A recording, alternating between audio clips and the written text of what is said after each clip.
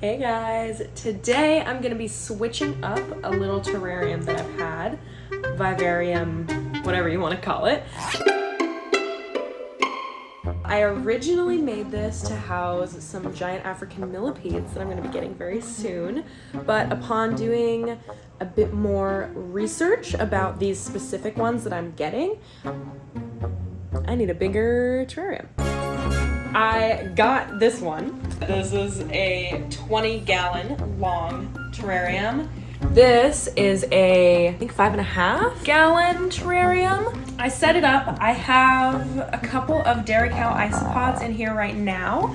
I got a couple more Dairy Cow Isopods to put in there. So I'm just gonna use this terrarium to be a little colony for these guys. They get pretty big and they're super cute, which you will see later on. Basically, what I'm gonna be doing here is, because this will now be for isopods instead of a millipede, I have to kind of switch up my arrangement of plants and things. As you can see, it's all kind of like spread out.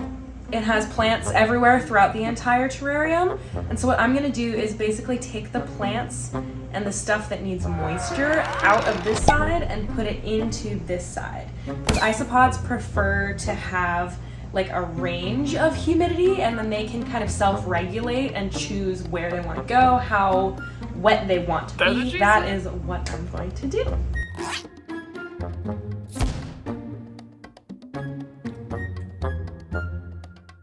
So first I'm going to take all the seed pods, acorns, all of these types of things out, as well as some of the moss on this side, just to make it easier for myself to work.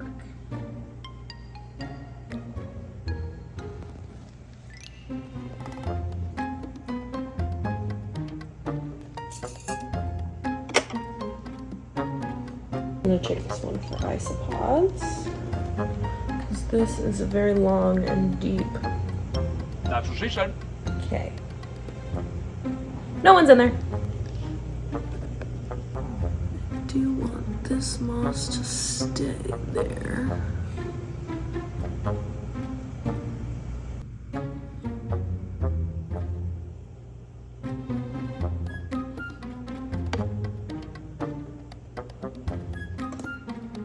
All right, next step is taking out some of these plants.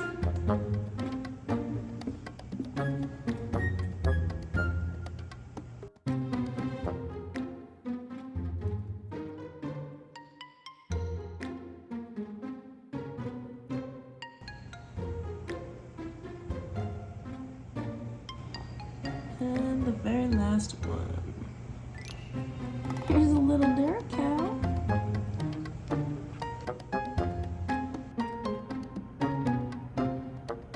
Now I am going to replant these plants. I'm going to be very gentle with their roots, just like I was when I was taking them out, leaving some of the substrate on there because it's the same thing, so there's no reason for me to clean it off. Also going to be very careful that I don't injure any little dairy cows, because I see a couple hiding in here. There's one right in here, which is exactly where I'm going to plant this. So let me make sure that he moves out of the way. Oh, buddy, are you just gonna go deeper and deeper? That's what she said. Yeah. Hey, buddy. I need you to move. You're so cute. No. Come on. No. Get your little butt scooting over there. No. Okay. Now that we've scooted the little guy out of the way, make a nice hole in the substrate here, theoretically without disturbing anything else. Oh, I'm left-handed. Cute! I love that. This little fern, I think I'm gonna stick it in this back corner, but it has a couple of dead leaves on it, which happens with plants. Leaves die. This is most likely because it's in a new environment, it's adjusting to its new home, and now I'm stressing it out even more.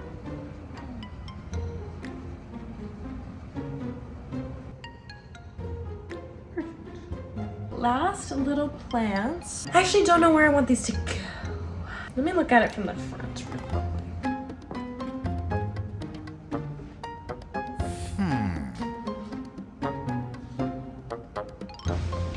I'm gonna put this tall one in the back here, kind of in this back corner like that.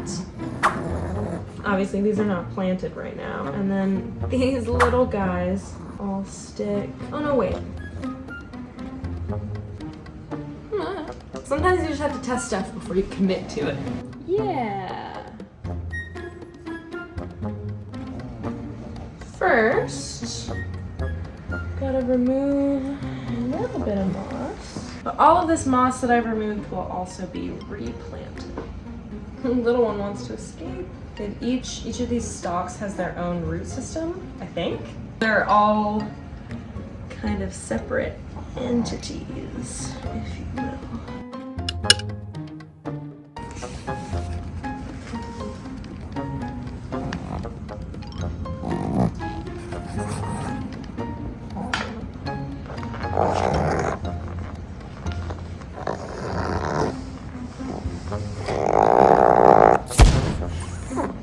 This one looks like it's dying, actually.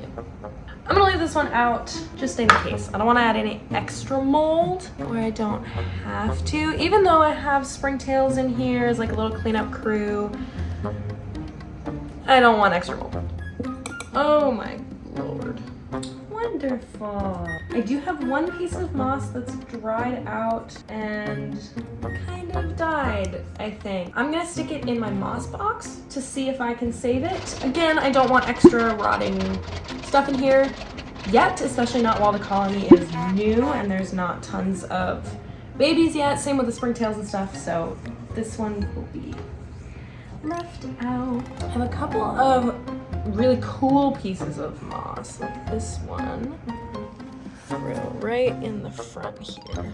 There we go, it's next to another one of its own kind. This one had spores, which seem to be kind of drying out. I really hope they release little seeds and sprout more moss. Another thing I'm gonna do is pull out the cuttle bone I have in here. I'm gonna move it over to the drier side so it doesn't get all soggy. Oh, fern leaf.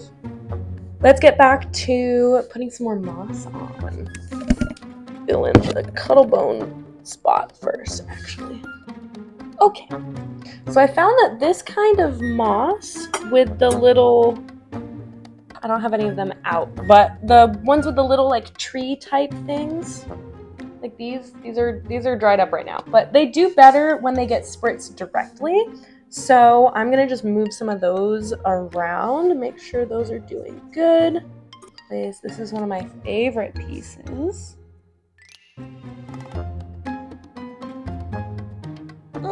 That's not as visible as I wanted it to be. Yeah.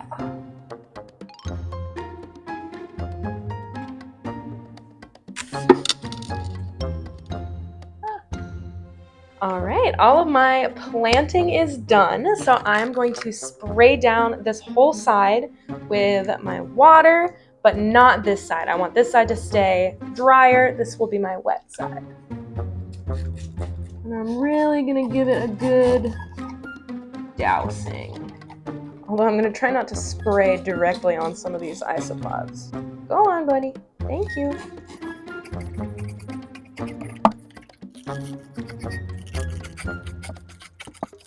He likes to join in on the fun.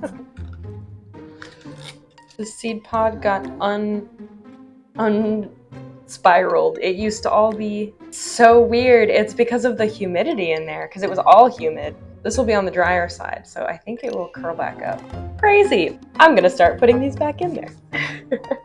Starting with these little pieces of cork bark. Just moving some of this leaf litter around.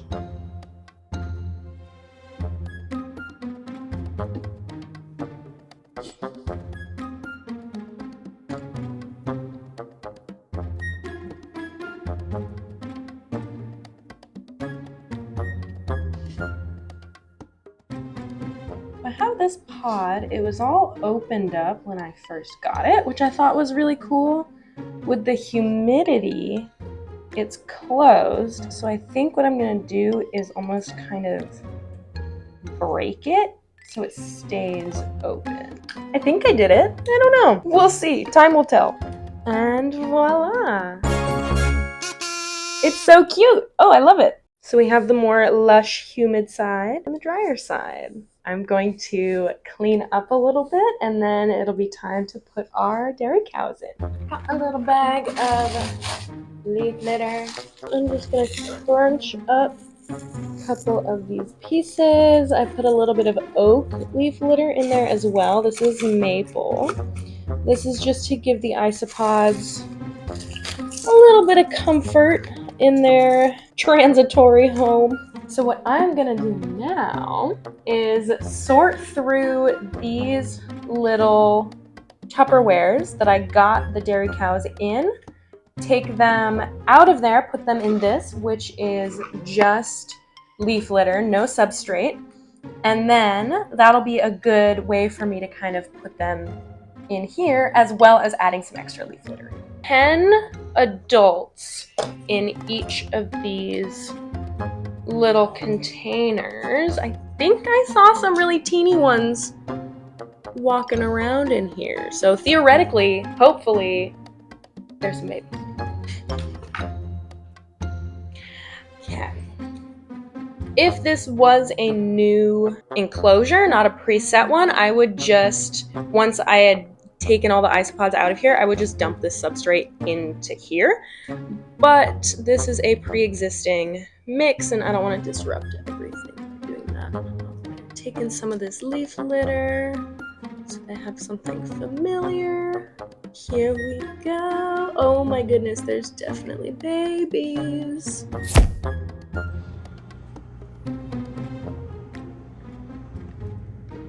So I have collected all of my dairy cows in here. I have 20 adults and a ton of babies. I didn't count the first batch that I got, but in the second batch there were 32 babies, I think. So that's super exciting. This colony is already on its way to being abundant and amazing and healthy and beautiful. So I am just gonna plop these little guys in there. There's no real graceful way to do this. I had to handle them a bunch while I was sifting through the substrate to get them out, so I'm literally just going to dump them.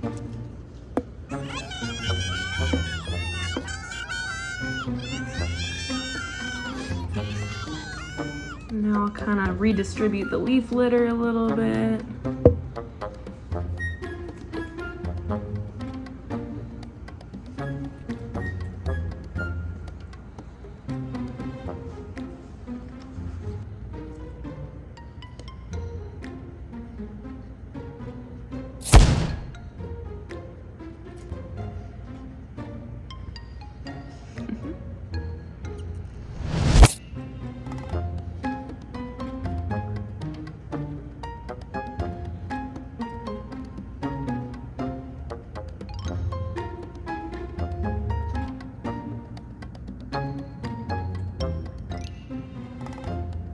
These little guys are just hanging out, exploring their new home. They seem pretty happy with it, which I'm excited about. They've kind of settled in, some of them on the dry side, some on the wet side. That's what she said. So I'm very, very excited to see how this colony does. I hope they make lots and lots of babies.